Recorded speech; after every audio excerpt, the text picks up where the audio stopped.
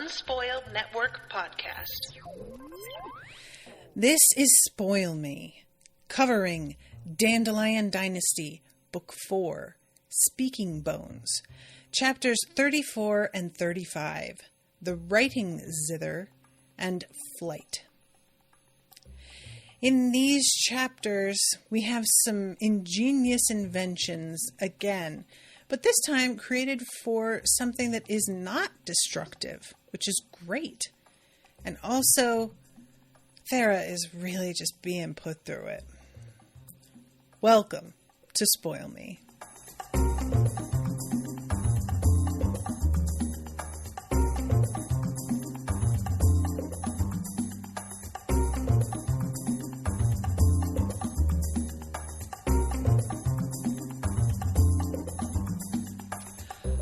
Welcome to the show, everyone. I am Natasha. Thank you so much to Kyle for commissioning this episode. And Kyle, thank you also for your endless patience. I feel like every time I have to reschedule things or move stuff around, Kyle is always one of the people that I have to do that to. And it's probably a little irritating, but I really, really appreciate the patience and the grace offered. And I had to move things up today because of, somebody else's mistake with their conflicting schedule. And he was just really nice about it. So thank you, Kyle, for that.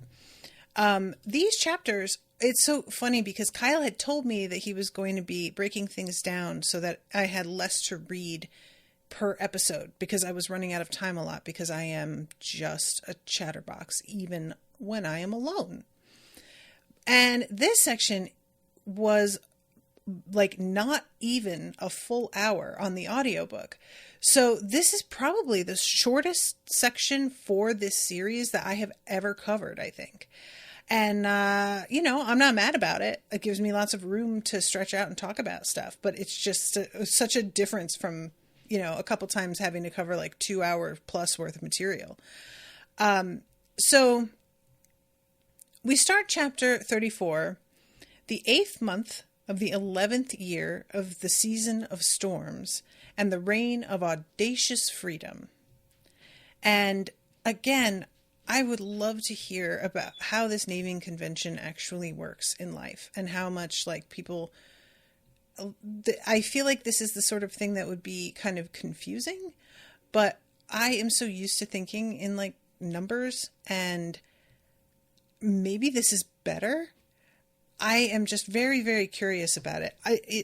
I'm always fascinated by the differences in the way different groups and cultures handle time, because time is something that I accept as fundamentally being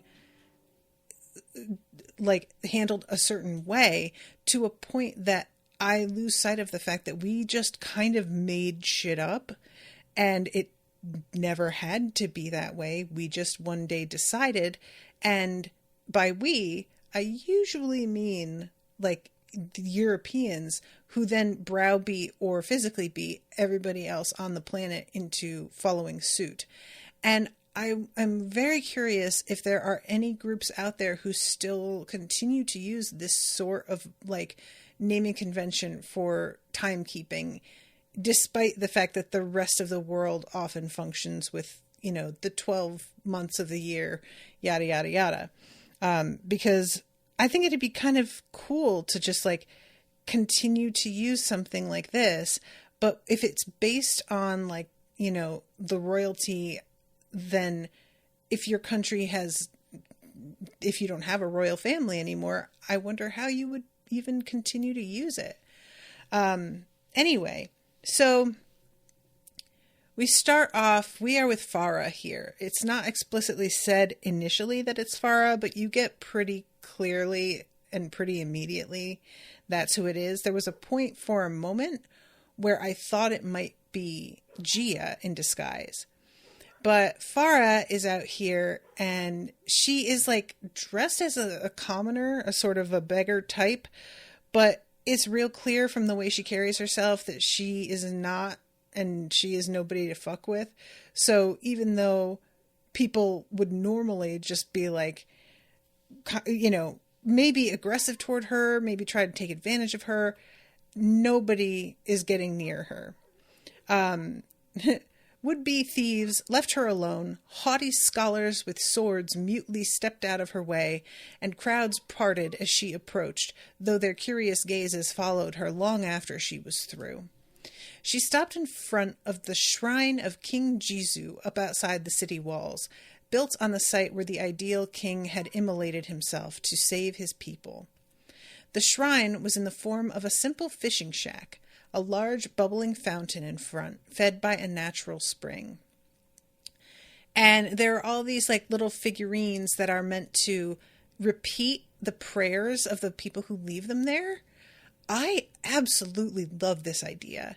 Like, it almost makes me think of a reverse worry doll. You know, a worry doll is meant to sort of like be a vessel that you put your anxiety into so that it doesn't cloud your own soul too long. And it's a method of like giving it up to God in what's the word I want? I'm trying to think of how to describe this. But anyway, I just always thought the concept of worry dolls were like a cool idea. The concept of physically taking a specific worry and just removing it from your body, you know? And the idea of like, I would put a prayer in instead with the intent that it say my prayer again for me when I'm gone so that I can be sure the gods hear me. If they didn't hear me the first time, they may have been tuned into another channel. The gods are busy, you know? So like, we got to have a rerun every now and then. I just think that's such a fun, cool idea. She watched the pilgrims, the clay figurines, the bubbling fountain, hoping for a sign, a direction, a hint of where to go. It had been the same at the temple of Thithaweo earlier, with the god's colossal statue looming over her, his face barely discernible through the haze of incense. Lord Thithaweo was blind, but could see, and she thought that would make him a better guide than most, but the god, like the king, had given her no guidance. She had never been particularly pious, but she found the silence in the wake of her prayers oppressive, weighty. Lately, all her prayers had seemed to fall on deaf ears. It was as though the gods had retreated from Théra, leaving the people to fend for themselves. So she's listening to people talking outside, and there's, folks asking, who needs their knives sharpened? There's a mention of a victory near Crescent Island. The Liuku may surrender in days. And then some people who were talking about how like, oh, really? It's going to be just days? I was really kind of depending for my stocks for that to go on a little while. Follow the path of Rufizo. The monks will be at the eastern gate to collect donations at noon. Be there early to get the best blessings. I told you to wait, didn't I? You'd better swallow the lost and invest in sorghum futures. I hear they're starving over there in Rui and Dasu. Once the islands are redeemed, I bet the Prime Minister is going to have to buy lots of grain. And I appreciated that she's just like, there's always going to be creeps like this who manage to like make money off of the starving and the injured and the oppressed. I can't let it get to me.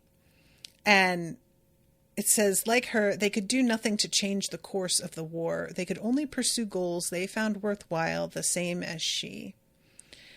That is very generous. The thing is, whenever there are people like this, and we, the concept of they can't do anything to change the course of the war either, my instinctive response is like, can't they though? Because whenever you're dealing with people who have money, I just assume they've also got more power. And that's not like always necessarily true. So it's probably unfair for me to leap to that conclusion. But I think in a lot of ways, I just have a less generous heart than she does. Which makes sense because she's sort of like the best of the siblings in certain ways. And I love, she's thinking about how glad she is that Firo seems like he is okay. And I'm just like, please, I want to know a lot more about what's going on with Firo right now. But no. We do not get Firo. We go back to our Rufizo the Mender. And look, you guys, I really am not interested at this point. I want to go to the action with the war right now.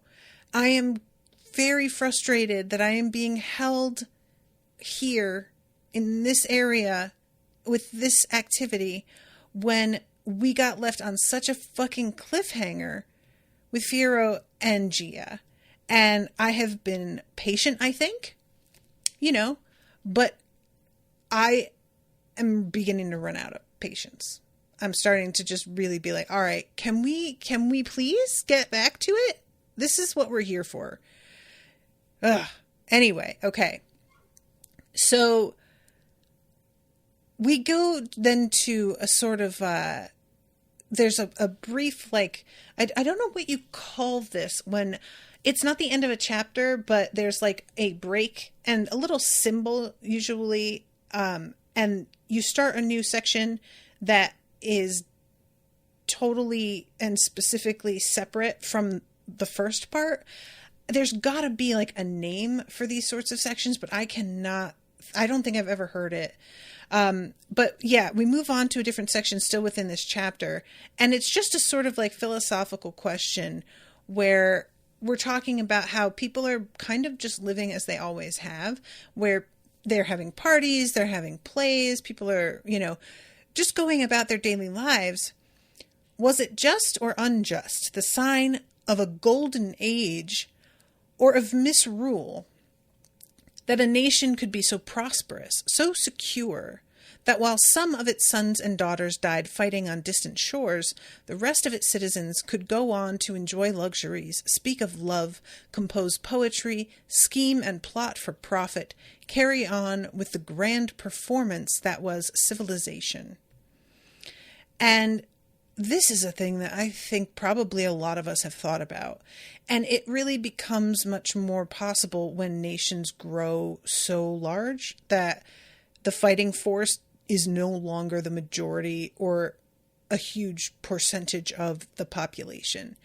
And I think about it a lot, how different it apparently felt when during World War I and II, there were strict rations on things because we were supplying the war, and how there were drafts. So pretty much all dudes between certain ages were just fucking gone. And it would make a massive impression to grow up or experience a world that has been so altered due to a war. And I often think about the fact that I have lived through a war, but I didn't feel it really. The Iraq War started when I was in high school, and it just never touched my life in a significant way. And while I am positive that there were plenty of people out there for whom the First and Second World Wars did not make an impression either,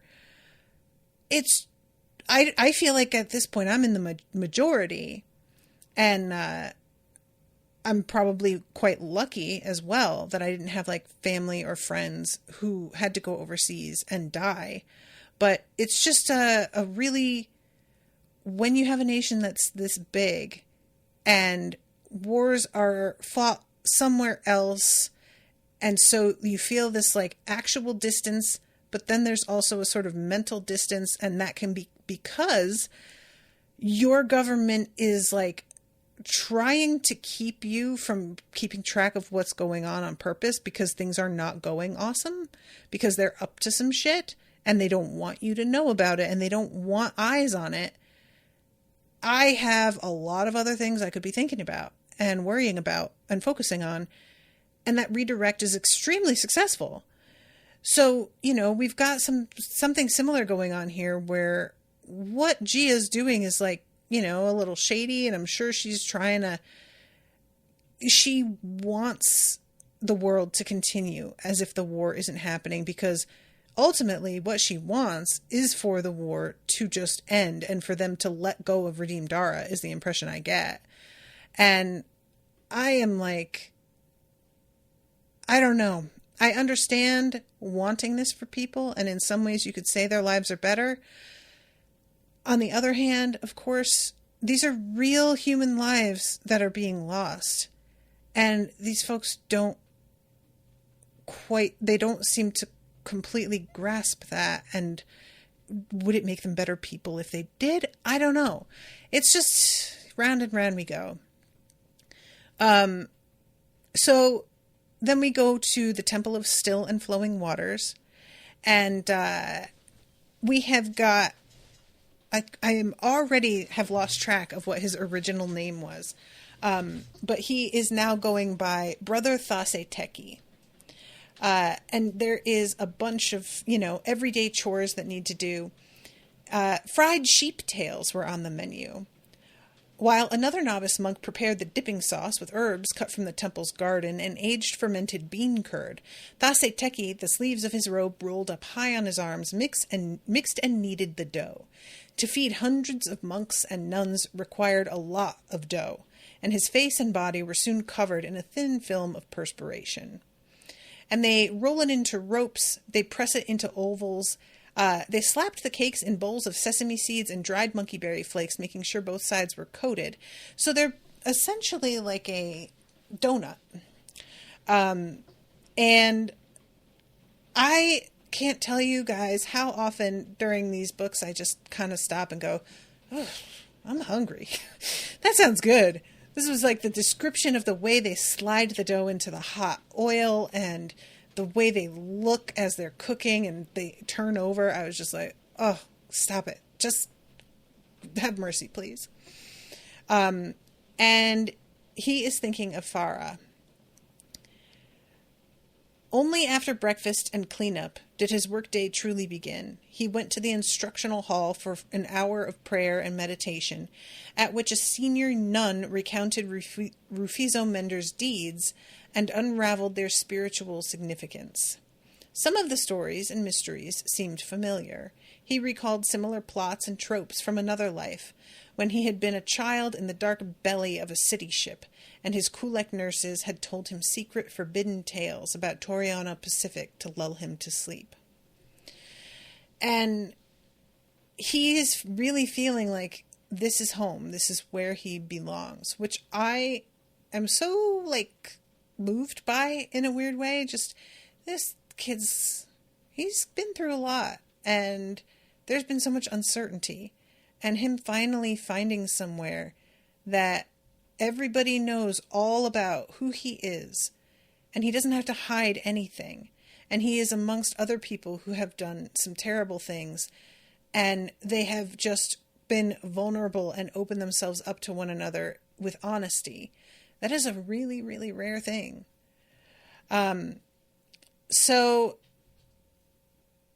let's see. We then have some talk about these manuscripts. So Ushin Pidaji retired to the mountains of Rima to brew tea from dew, to converse with the monkeys and wolves, and to put together a collection of epigrams and stories about his master that would eventually become the foundation of an entire school of philosophy.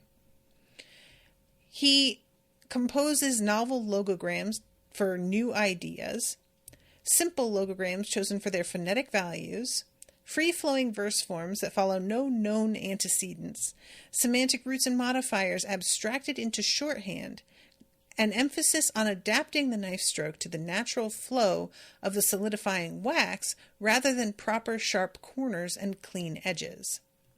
It was as if Ushin Padaji's thoughts flowed too quickly for the heating brazier and the writing knife, and he needed to write like a passing spring breeze or the flash flood after a summer thunderstorm.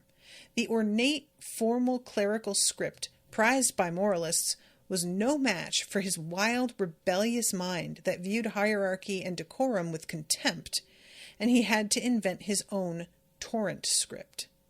It was sometimes said that in torrent script could be found the roots of the Zindari letters, that in a later age would be invented to write the vernacular. And I find this so incredibly fascinating because it's one thing, like, you know, in English, you can create slang, but this is entirely new characters, which I can only sort of compare to like inventing new words. And, you know, that's not an unheard of thing. New words are sort of being created, or words that exist are being altered to sort of mean something else all the time. That's how language evolves. But what I kept thinking of with this was like Shakespeare and the way that he would just make up words to be what he needed, and how for some reason a lot of them hit and stayed and just became the way that we talk about things, or phrasing that we use. And then immediately, for some reason, my mind jumped to the fucking... I'm sorry, guys. What's the name of the dude who wrote, like, The Cat in the Hat? I was thinking about how, like, he just creates words when he wants them to rhyme with something, and he'll just add an extra syllable that happens to rhyme with whatever word he landed on for the end of that. And I don't, like, obviously this man was not creating a language. Like, this is all meant to be in the particular world he had built. But it just sort of reminded me of that. Ms. T says, Dr. Seuss, thank you. The Iraq War started when I was in high school too. I mean, the first one. Yeah, don't get me started. So that, like, that making up new words is only a small part of what this guy was actually doing. New modifiers and you know, like semantic roots. I mean, this dude changed a language, and that I have no, like, I don't have the education in language to make a comparison to anybody. And I'm certain that there are folks out there who have done incredibly groundbreaking stuff like this, but I have no reason to know about them. So this just feels like brilliance that I have a difficult time kind of trying to imagine an analog to it in our own language. So Thasé-teki is meant to be like making copies of these works, because there are so few. A lot of them have been destroyed, or there are only parts of them left. And Thasé-teki is not good at this. And it's not that he does not respect calligraphy.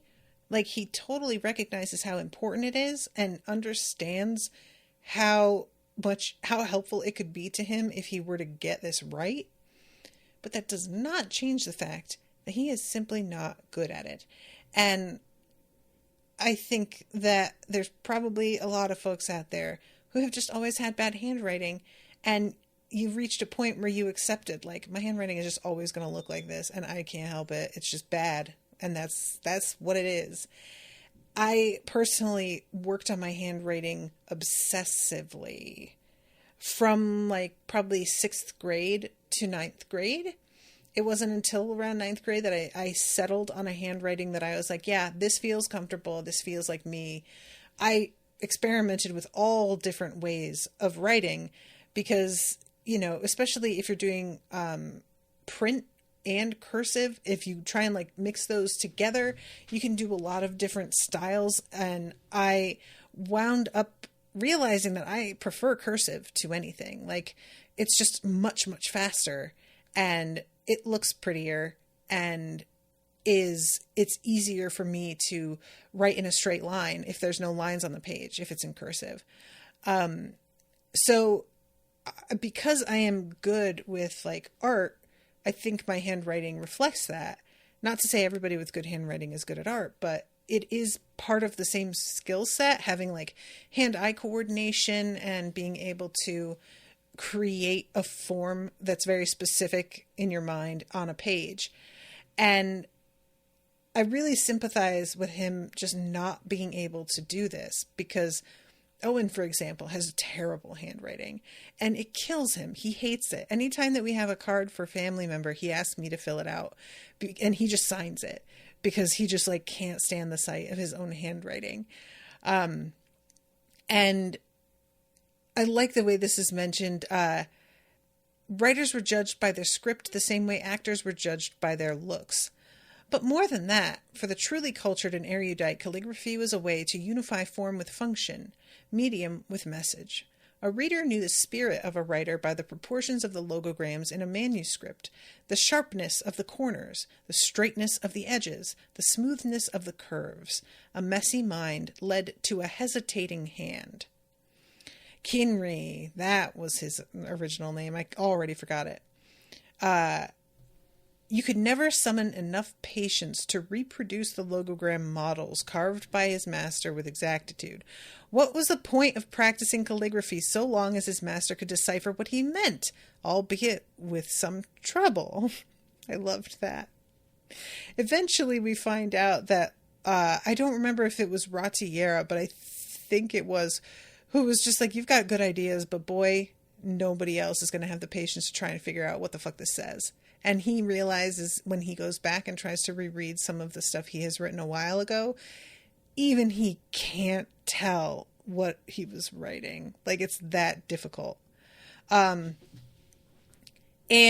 he also is extremely bored with the fact that what he's doing is just repeating what is already written.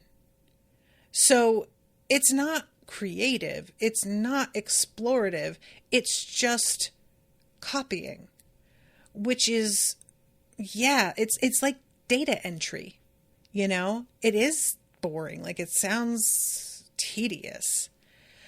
The scribe was supposed to start with a block of dripped wax and shape it into a cube with 5 cuts that embodied the moralist worldview: front, back, left, right, and then top. First, bow to the sovereign seated before you. Second, show reverence to the ancestors standing behind you. Third, pay respect to your family, who bring comfort and aid on your sinister hand. Fourth, honor your friends, who stand ready to fight on your dexter hand. Last, you praise the heavens above, so the gods may bless your righteous deeds. And I really enjoy these sorts of concepts because it makes me wonder whether or not the people who created these methods actually assigned any such meaning. Or if they did the thing for so long that somebody eventually was like, well, here's why, and completely made shit up. Because that's what I always assume. And, you know, that's not a super generous read, but nevertheless, by following the correct stroke order, it was easier for the scribe to write with beauty and economy, resulting in logograms with classic standard proportions. For reasons such as aesthetics and history, different schools of calligraphy employed different stroke orders, and there were variations in diverse locales across Théra as well. Thasé-teki never memorized the stroke orders. Though he understood they followed patterns, the patterns felt to him obscure and confining. His mind was always racing to the next idea, the next piece of the puzzle, and he wrote as though he were hacking and whittling blocks of wood. A chop here, 2 whacks there, a desperate remedial cut to cover up his mistakes. The resulting logograms looked like bones gnawed over by a hungry dog, or shacks erected carelessly by underpaid laborers. It was Master Nazute that said, "You have good ideas, but I am afraid only I can bear to read them." His script had not improved much. No matter how much he meditated or tried the patience exercises, his clerical script remained barely legible. Instead of the delicate work of mending ancient manuscripts, Most of his assignments had been copying already repaired books, and even so, senior brothers and sisters often had to stay up late to redo the passages he had copied. And Thasé-teki felt terrible about the trouble he caused. And that was the part that I was just like, oh, sweetie, there is nothing worse than fucking up something so bad that a person has to go in and redo it. I had that happen when I was working in costuming. And there was a certain way that I was supposed to be ironing and pulling fabrics while I wound them into a bolt in order to get the grain of the fabric in a very specific... I'm trying to describe it, but it doesn't matter. Suffice to say, I could not detect the grains of certain fabrics, and I fucked it up over and over again to the point where I eventually, they just stopped giving me that work to do, and they just gave me very repetitive, boring shit, which was what I was capable of because I had not been trained in a lot of these things. And I think I came into that internship with them thinking I had more ability than I did because, bless her, the woman who wrote my recommendation letter, I think she just made some shit up about what I could do. So it was so embarrassing to see them go up to a bolt that I had just handled and unroll it with this look on their face because they were so frustrated. They were supposed to start on this cutting job and they couldn't start because they needed to re-iron and roll the bolt of fabric first. It slowed everything down. It sucked. So anyway, I just felt for him on this. So eventually they're like, maybe torrent script will be better for you. And he's like, well, that was Farah's favorite way of writing, and I wouldn't mind doing something that makes me feel closer to her. So he agrees to try that instead. It's not better. It's almost worse because the fact that it's so kind of loose and flowing. My theory here is that it's the sort of thing that you can do loose and flowing if you already have a good grasp on how to do the classic rigid method. And this is just that, but relaxed. But if you haven't even grasped that method, it will just be almost more of a mess. That's my theory. So he has been trying to mend a single manuscript. Sometimes it took him all day to recreate a single column of logograms, and still the result felt dead and clumsy, without any of the liveliness of the original scribe. And at this point, it's lunch break, and he's smelling the food, again with me just being like, oh God, I'm so hungry.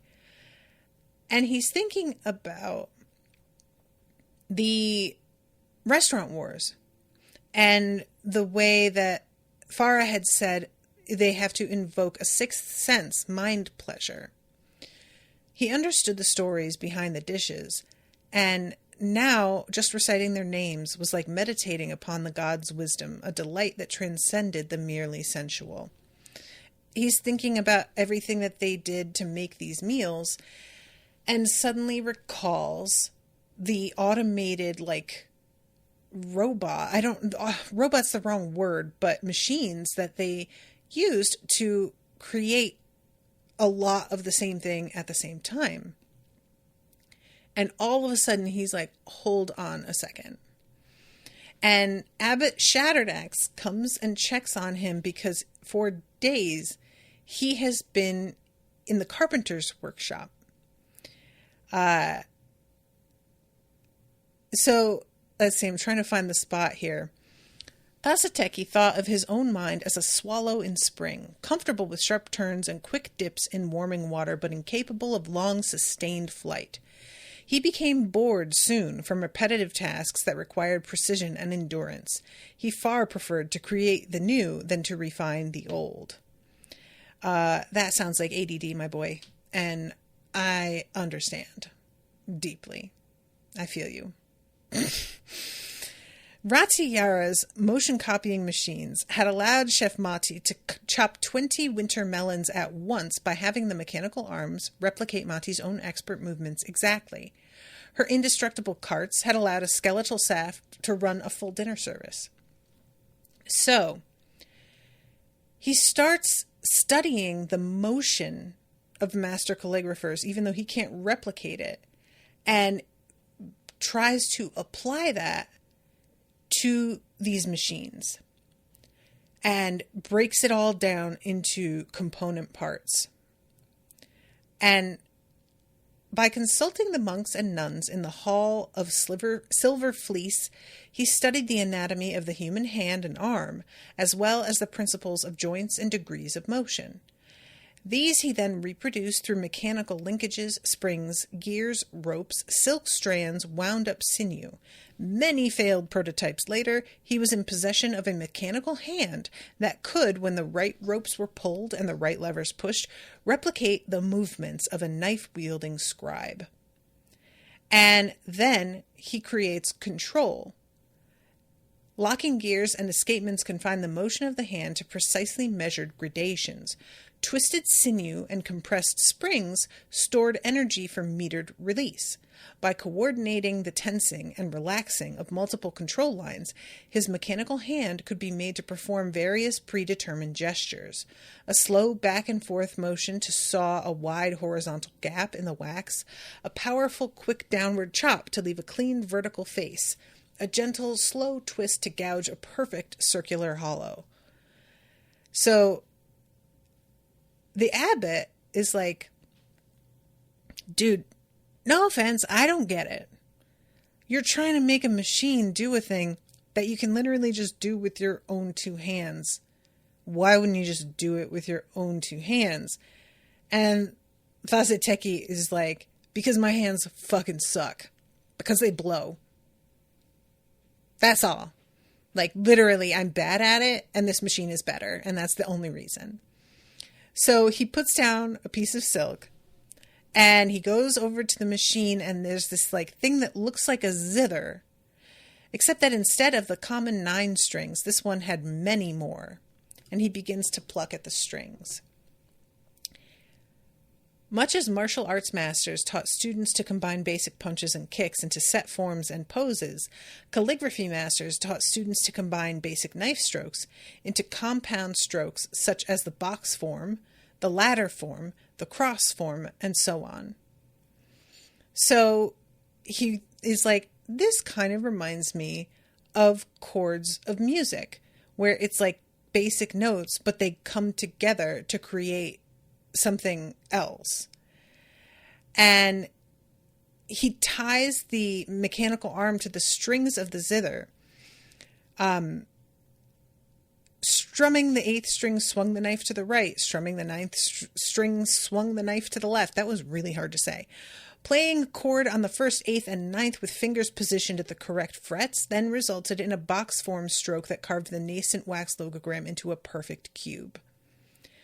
As the abbot's jaw dropped in amazement, Thasé-teki played on the zither the opening bars of the tune for the Silk Maker, a popular work song among spinners and weavers.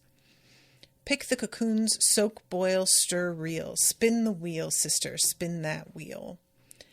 And it makes these perfect logograms.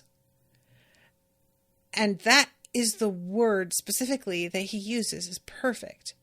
He had deliberately avoided the word beauty. It was believed that a great calligrapher wielded the knife with their spirit, so that part of their soul was captured in the wax. The best calligraphy specimens, therefore, were celebrated as much for their imperfections and seeming flaws as for their adherence to standard aesthetic rubrics.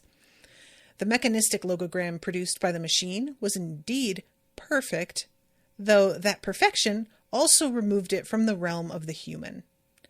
Which, yeah, I get it. And I really do also understand, like, all of the little imperfections being, it's like losing a parent and coming across a note in their handwriting. And you immediately recognize it and it means something to you because this person, that handwriting is them for you.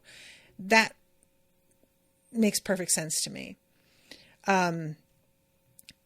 These mechanical logograms are neat and clean, better than any I can write by hand, but only your writing can be called beautiful.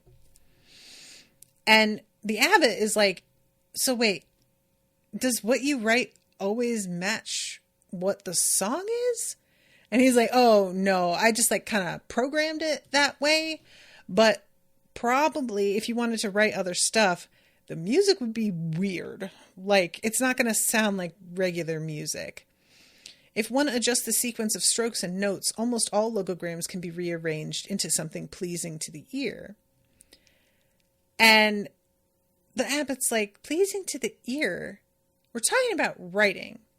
Which, like, the point of it is that it's meditative and quiet. And he says, writing is so boring. I have to find a way to entertain myself. The abbot, not being a native of Théra, did not realize that only someone who had not been immersed in logograms since before reaching the age of reason would treat standard stroke order with so little reverence. It was akin to speaking the syllables of a lexeme out of sequence, or spelling a word squares in Dari letters last to first. Innovative, original, interesting, but not the sort of thing children continued to do after some time under standard schooling. The writing machine, as unique as Thasé-teki, was animated by the spirit of its inventor.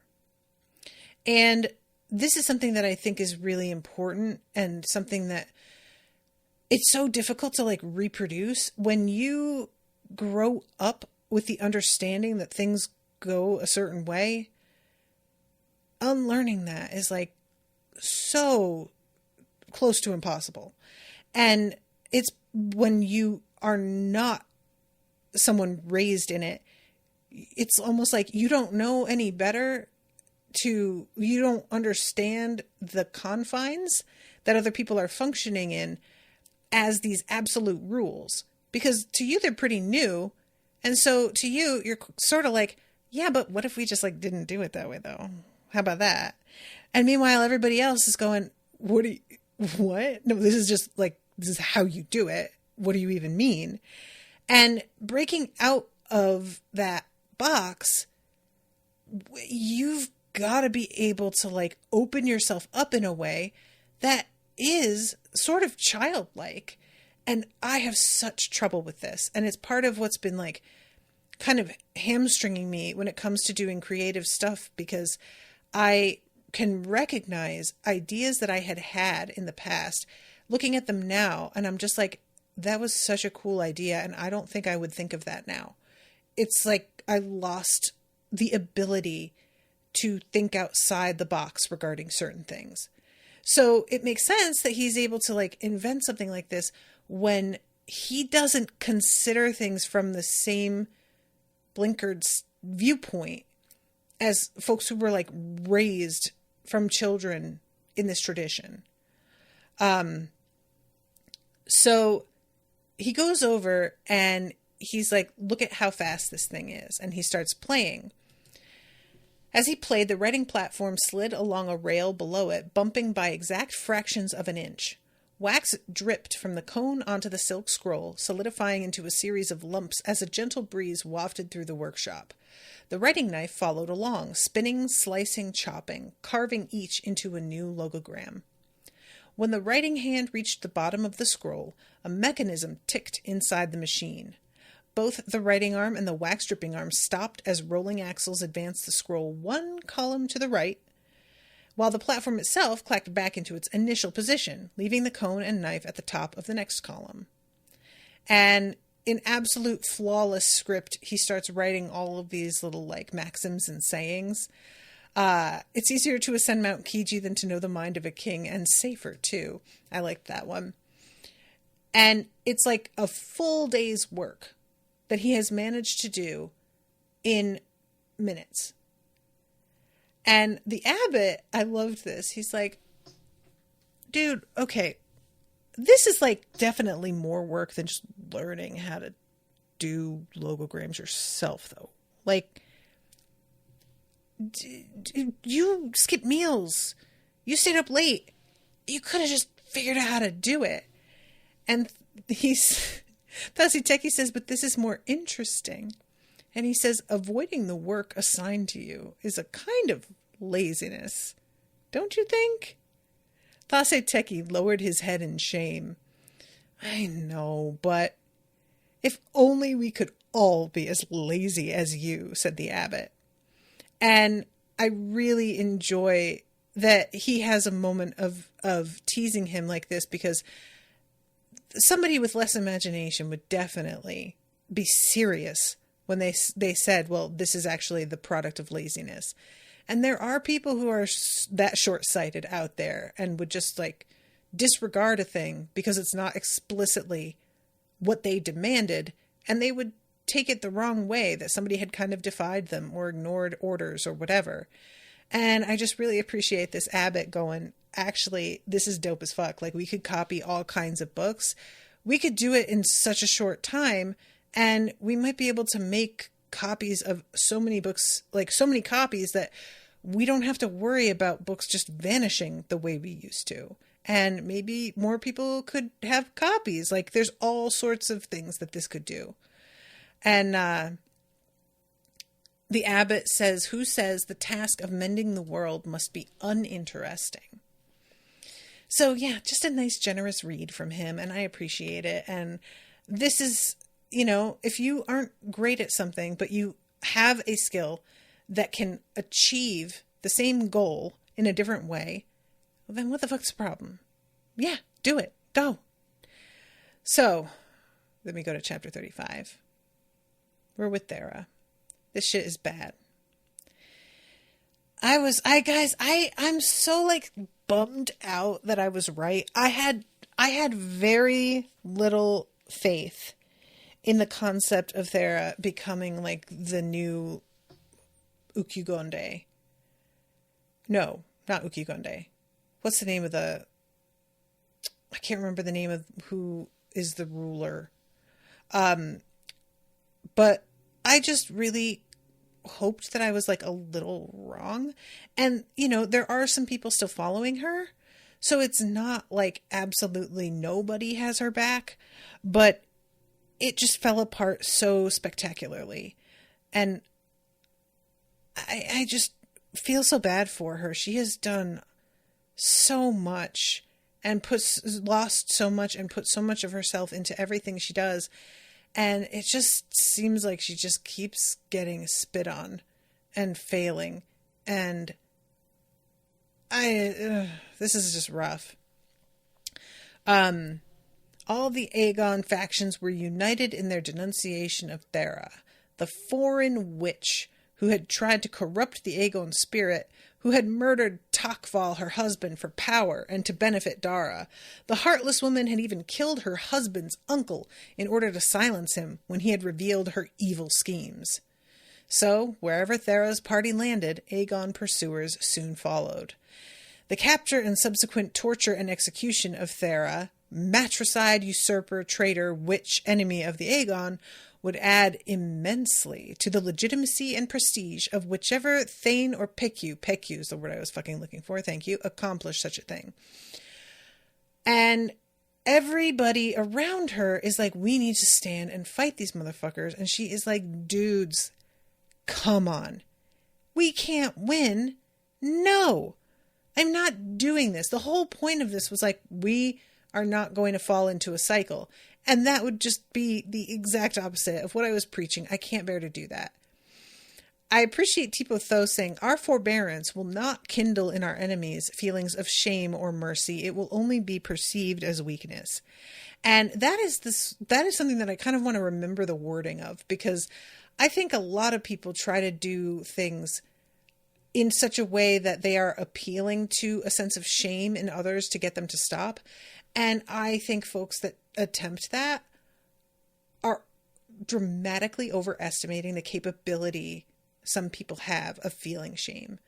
Like, some folks' capacity for shame is so vanishingly small that I can't help but just envy them, because I feel soaked in shame most of the time regarding so many things. I'm not working hard enough. I'm not trying hard enough. I'm not pretty or thin enough. I am not successful enough. I am not getting things right. I am not I'm just not all the time.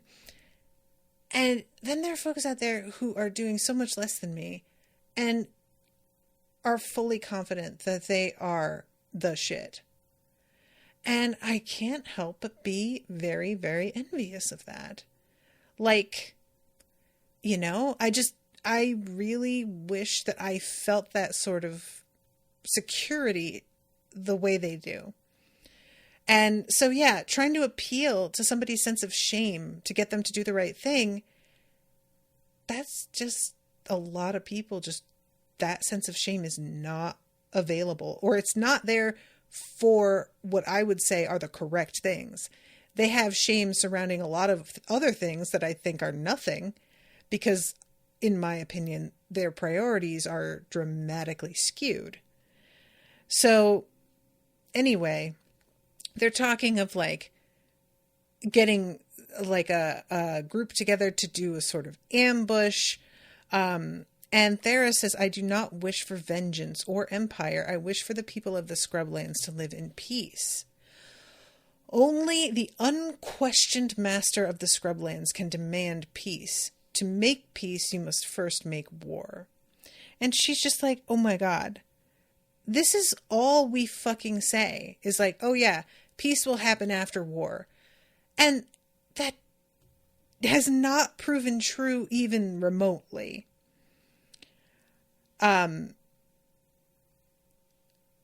Let's see, here it is. What is justice? My father slaughtered thousands to bring the Liuku under the shadow of Aegon Garinifin wings, and Tenrio then slaughtered 10 times as many to reverse the situation. My mother was born a Liuku, but when the Liuku overran her adopted tribe, they killed her for having born an Aegon child. I have neither the skill nor the interest to restore my father's domain by killing yet 10 times more. But you promised to lead, you vowed to rejuvenate. I promised Tokval to free our people. I vowed to Thorio that the cycles of killing will end. I pledged to Adulek that I would lead the Aegon down a new path. How can I keep these promises with your advice? And if we obtain power through killing, we must be ready to continue killing, to hold on to it. My heart is weary. Perhaps the Thanes are right. I am not one of them. And Tipo Tho is like, dude, you can't afford to be philosophizing right now because you lost. And Thera's like, well, I'm sorry, but this is what I'm preoccupied with. And this shit is true. And I can't just ignore it because I need to win. So Kemi Fithadapu, who is the one who also does not believe in the gods, comes over to talk to Théra and asks her if she ever regrets the things that she has done, which startles Théra a little bit. And when Théra is like, well, what exactly do you mean? Kemi says, if you hadn't granted mercy to Volyu back in Thasé-teki, none of this would have happened, which she's correct.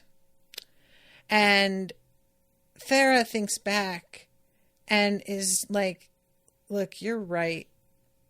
I get it. I had mercy on him and other people had to pay for it. And Kami says, your father had to make a huge sacrifice by betraying a friend that he loved, even though he didn't want to, in order to end a war.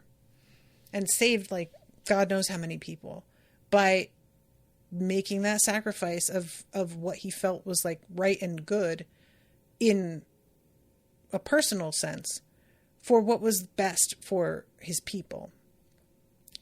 And that really hits Théra like between the eyes. And she says, had I not offered mercy to Volyu, I wouldn't have been who I was, who I am still. I am not my father. Volyu is right. I cannot change my nature. I'm sorry, but I do not regret. And Kami tells her, no, you're not getting it. You don't have anything to feel sorry about. The point is, we can see in you that you're always going to choose mercy and be better. And that's why we follow you. That's the point. And Théra kind of like breaks down here. We fool ourselves into thinking that history has a set course or the future can be determined like a well-engineered machine.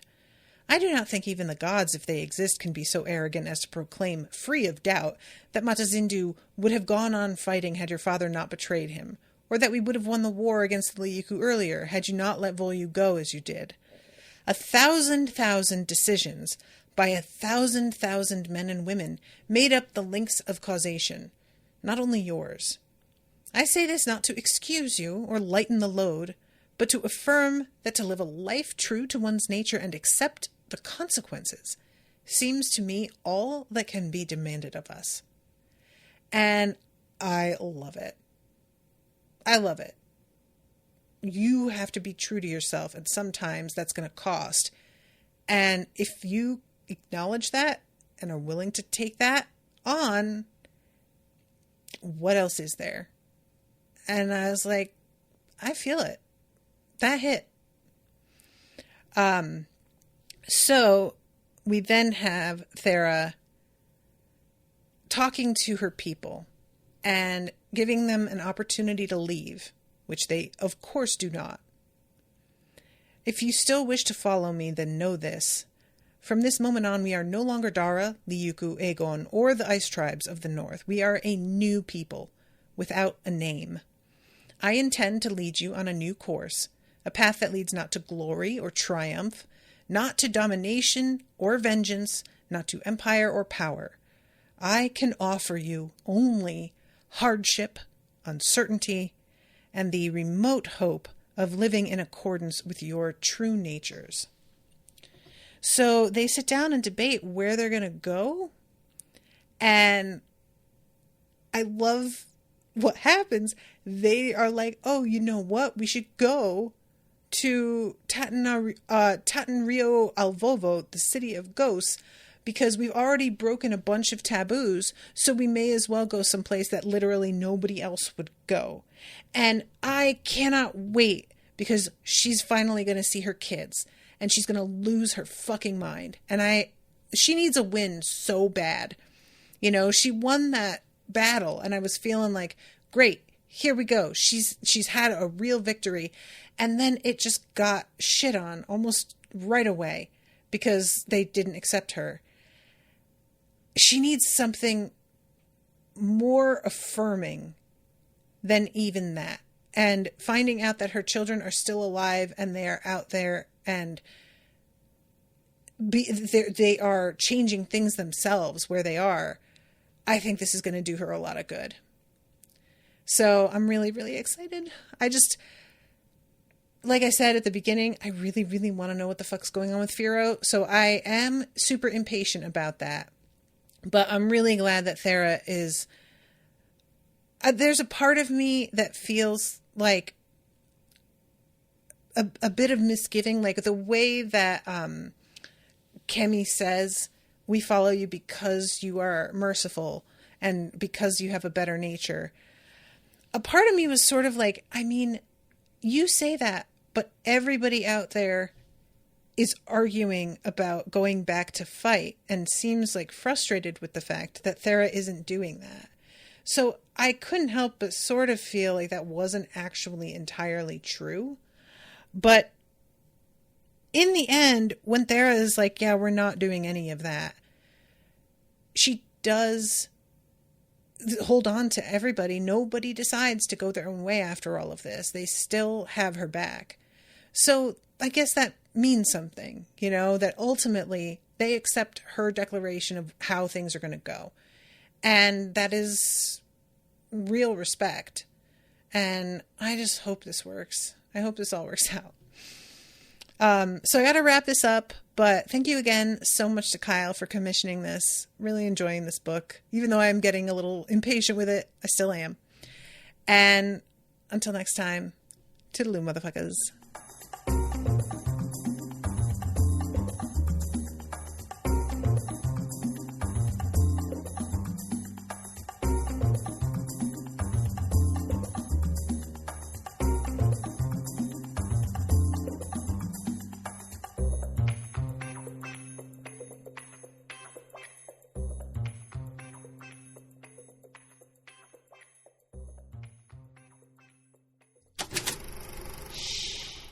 was an Unspoiled Network podcast.